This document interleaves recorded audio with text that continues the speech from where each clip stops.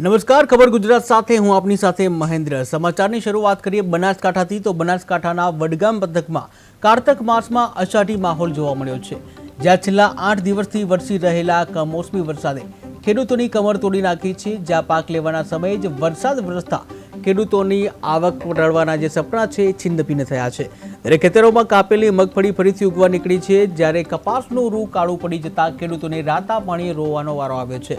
મોટી આવકની આશાએ ખેડૂતોએ બેંકોમાંથી પાક ધિરાણ લઈ અને મોટા પાયે વાવેતર કર્યું હતું, પરંતુ હવે પાક ધોવાઈ જતા તેમને લોન ભરવાનું પણ મુશ્કેલ બન્યું છે। ત્યારે વડગામ તાલુકાના ખેતરોને થયેલા મોટા નુકસાનને ધ્યાનમાં રાખી ખેડૂતોએ સરકાર સમક્ષ ઝડપથી સર્વે કરી અને યોગ્ય વળતર પેકેજ જાહેર કરવાની માંગ કરી છે।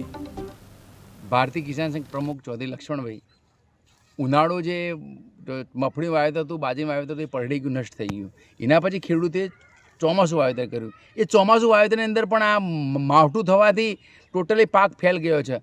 ખેડૂતના પડતા પર પાટું થયું છે અને ખેડૂતની ખૂબ પરિસ્થિતિ દયાજનક છે।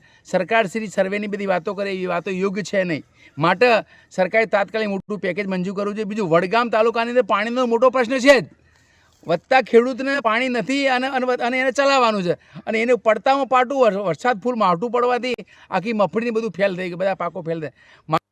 પટેલ મગજીભાઈ ગેમરભાઈ, ગામ નાનું છે, બરાબર। મેં લગભગ 150-200 બોરીનું તો નુકસાન ખાધું જ છે ઉનાળો બાજરીમાં, બરાબર।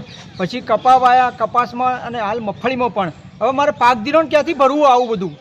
હવે પાક ધિરાણ પાક ધિરાણનો સમય આવી ગયો, પાક ધિરાણ ક્યાંથી ભરવું? આટલું 3-4 લાખ રૂપિયાનું વ્યાજ હોય, ક્યાંથી ભરવું? અમારે હવે ટૂંકો ખાવાનો વારો આવ્યો છે, બરાબર। એટલે અમારે ભરવું ક્યાંથી? હવે જે ખેડૂતો સરકાર જે પેકેજ સારું મંજૂર કરે તો સારું છે, નકર પાછી ફોસી ખાવાનો વારો આવે એવી પરિસ્થિતિ અમારી થઈ ગઈ છે એમ। હા, એટલે હવે અમારે ક્યાંથી શું કરવું એ જ સવાલ છે। એટલે સરકારને વિનંતી કરીએ કે પેકેજ કોઈક મોટું જાહેર કરો તો સારું, એ જ અમારી વિનંતી છે, બીજું કશું નહીં।